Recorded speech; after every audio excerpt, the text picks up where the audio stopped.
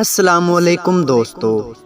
ایک شخص جھاڑیوں کے درمیان سے گزر رہا تھا کہ اس نے ایک سانپ پھنسا ہوا دیکھا۔ سانپ نے آدمی سے مدد کی اپیل کی۔ اس آدمی نے لکڑی کی مدد سے سانپ کو باہر نکالا۔ باہر آتے ہی سانپ نے اس آدمی سے کہا، میں تمہیں ڈسوں گا۔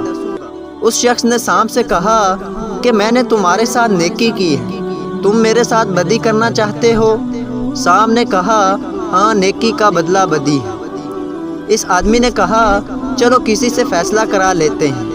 وہ ایک گائے کے پاس گئے، اس کو سارا واقعہ سنایا اور فیصلہ کرنے کو کہا۔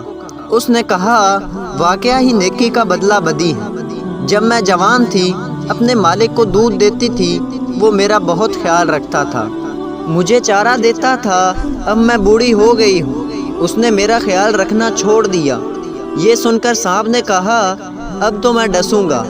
اس آدمی نے کہا، چلو ایک اور فیصلہ لے لیتے ہیں۔ سانپ مان گیا۔ انہوں نے ایک گدھے سے فیصلہ کروایا۔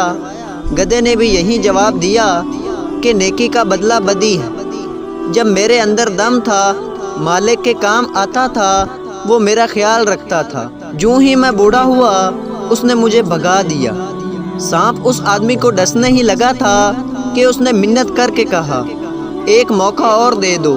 سانپ کے حق میں 2 فیصلے ہو چکے تھے، اس لیے وہ آخری فیصلہ لینے پر مان گیا۔ اب کی بار وہ ایک بندر کے پاس گئے، اس کو سارا واقعہ سنایا اور کہا کہ فیصلہ کرو۔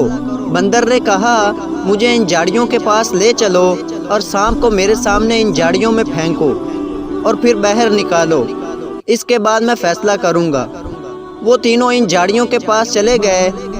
اس شخص نے سانپ کو جھاڑیوں کے اندر پھینک دیا اور پھر باہر نکالنے ہی لگا تھا کہ بندر نے منع کر دیا اور کہا، اس کو مت نکالو، یہ نیکی کے قابل ہی نہیں ہے۔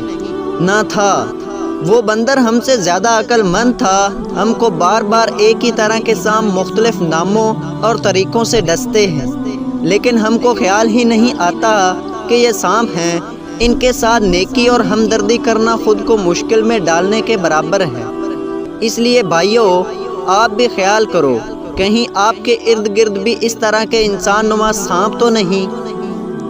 اگر آپ اس چینل پر نئے ہیں تو چینل کو سبسکرائب کر دیں تاکہ ہر نئی آنے والی ویڈیو سب سے پہلے آپ تک پہنچ سکے۔